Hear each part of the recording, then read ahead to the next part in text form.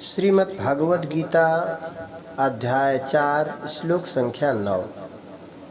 जन्म कर्म च मे दिव्यम् एवं यो वेत्ति तत्त्वतः त्यक्त्वा देहं पुनर्जन्म नयति मामेति सोऽर्जुन।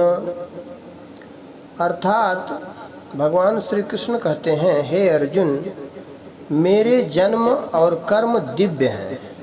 इस प्रकार मेरे जन्म और कर्म को जो मनुष्य तत्व से जान लेता है अर्थात दृढ़ता पूर्वक मान लेता है, वह शरीर का त्याग करके पुनर्जन्म को प्राप्त नहीं होता, प्रत्युत मुझे प्राप्त होता है। स्वामी राम सुखदास जी इस श्लोक के विषय में मार्मिक बात बोलते हैं कि संपूर्ण कर्म आरंभ और समाप्त होने वाले हैं। अर्थात कर्म के फलस्वरूप जो कुछ प्राप्त होता है वह भी अनित्य और नाशवान होता है, परंतु स्वयं जीवात्मा नित्य निरंतर रहने वाला है। अतः वास्तव में स्वयं का कर्मों के साथ कोई संबंध है नहीं, प्रत्युत माना हुआ है। अतः संपूर्ण कर्मों को करते हुए भी उनके साथ अपना संबंध है ही नहीं, ऐसा अनुभव करे तो उसके कर्म दिव्य हो जाते हैं। यह कर्मों का तत्व है, यही कर्मयोग है। क्रियाशील प्रकृति के साथ तादात्म्य होने के कारण मनुष्य मात्र में कर्म करने का वेग रहता है, वह क्षण मात्र भी कर्म किए बिना नहीं रहता। संसार में वह देखता है कि कर्म करने से ही सिद्धि होती है, इसी कारण वह परमात्मा की प्राप्ति भी कर्मों के द्वारा ही करना चाहता है, परंतु यह उसकी महान भूल है। कारण कि नाशवान कर्मों के द्वारा नाशवान वस्तु की ही प्राप्ति होती है, अविनाशी की प्राप्ति नहीं होती। अविनाशी की प्राप्ति तो कर्मों से संबंध विच्छेद होने पर ही होती है। कर्मों से संबंध विच्छेद कर्म योग में ज्ञान योग की अपेक्षा भी सरलता से हो जाता है।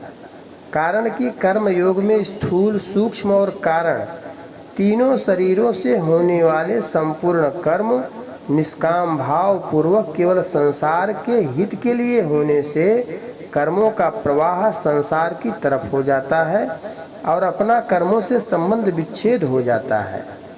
यहाँ भगवान ने माम एति पदों से यह भाव प्रकट किया है कि मनुष्य कर्मों के द्वारा जिसकी सिद्धि चाहता है वह परमात्म तत्व स्वतः सिद्ध है। स्वतः सिद्ध वस्तु के लिए करना कैसा? जो वस्तु प्राप्त है उसे प्राप्त करना कैसा? करने से तो उस वस्तु की प्राप्ति होती है जो पहले अप्राप्त थी। एक उत्पत्ति होती है और एक खोज होती है। उत्पत्ति उसकी होती है जिसकी स्वतंत्र सत्ता नहीं है, जिसका पहले अभाव है और बाद में जिसका विनाश हो जाता है। खोज उसकी होती है जिसकी स्वतंत्र सत्ता है, जो पहले से विद्यमान है और नित्य निरंतर रहता है, किंतु जो क्रिया और पदार्थ रूप संसार का महत्व मान लेने से छिप गया है। जब मनुष्य क्रियाओं और पदार्थों को केवल दूसरों की सेवा में लगा देता है, तब क्रिया पदार्थ रूप संसार से स्वतः संबंध विच्छेद और नित्य प्राप्त परमात्मा का साक्षात अनुभव हो जाता है। यही नित्य प्राप्त की खोज है। कर्तव्य कर्मों को न करके प्रमाद आलस्य करना और कर्तव्य कर्मों को करके उनके फल की इच्छा रखना, इन दोनों कारणों से मनुष्य नित्य प्राप्त परमात्मा के अनुभव में बाधा लगती है। इस बाधा को दूर करने का उपाय है फल की इच्छा न रखकर दूसरों की सेवा के रूप से कर्तव्य कर्म करना। फल की इच्छा न रखकर कर्तव्य कर्म करने से कर्मों से संबंध विच्छेद हो जाता है। कर्मों से संबंध विच्छेद होते ही परमात्मा से हमारा स्वतः सिद्ध नित्य संबंध है, उसका अनुभव हो जाता है।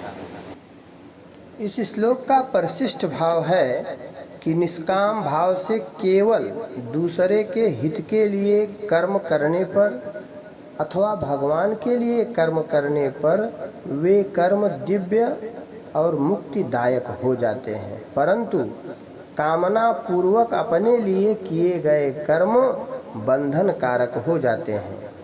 कर्मों में कर्तृत्व का न होना ही दिव्यता है। अपने लिए कुछ न करने से कर्तृत्व नहीं रहता है। भगवान की छोटी से छोटी तथा बड़ी से बड़ी प्रत्येक क्रिया लीला होती है। लीला में भगवान सामान्य मनुष्यों जैसी क्रिया करते हुए भी निर्लिप्त रहते हैं। भगवान की लीला दिव्य होती है। यह दिव्यता देवताओं की दिव्यता से भी विलक्षण होती है। देवताओं की दिव्यता मनुष्यों की अपेक्षा से होने के कारण सापेक्ष और सीमित होती है, पर भगवान की दिव्यता निरपेक्ष और असीम है। यद्यपि जीवन मुक्त तत्वज्ञ भगवत प्रेमी महापुरुषों की क्रियाएं भी दिव्य होती हैं, तथापि वे भी भगवान लीला के समान नहीं होती। भगवान की साधारण लीला भी अत्यंत अलौकिक होती है। जैसे भगवान की रास लीला लौकिक दिखती है, पर उसको पढ़ने सुनने में साधक की काम वृत्ति का नाश हो जाता है। यह जगत भगवान का आदि अवतार है। तात्पर्य है कि भगवान ही जगत रूप से प्रकट हुए हैं, परंतु जीव ने भोगासक्ति के कारण जगत को भगवत रूप से स्वीकार न करके नाशवान जगत रूप से ही धारण कर रखा है। इस धारणा को मिटाने के लिए साधक को दृढ़ता से ऐसा मानना चाहिए कि जो दिख रहा है वह भगवान का स्वरूप है और जो हो रहा है वह भगवान की लीला है। ऐसा मानने पर जगत जगत रूप से नहीं रहेगा और भगवान के सिवाय कुछ नहीं है, इसका अनुभव हो जाएगा। दूसरे शब्दों में संसार लुप्त हो जाएगा और केवल भगवान ही रह जाएंगे। कारण कि प्रत्येक वस्तु तथा व्यक्ति को भगवान का स्वरूप और प्रत्येक क्रिया को भगवत लीला मानने से भोगासक्ति राग द्वेष नहीं रहेंगे। भोगासक्ति का नाश होने पर जो क्रियाएं पहले लौकिक दिखती थी वह क्रियाएं अलौकिक भगवत लीला रूप से दिखने लगेंगी और जहाँ पहले भोगासक्ति थी वहाँ भगवत प्रेम हो जाएगा।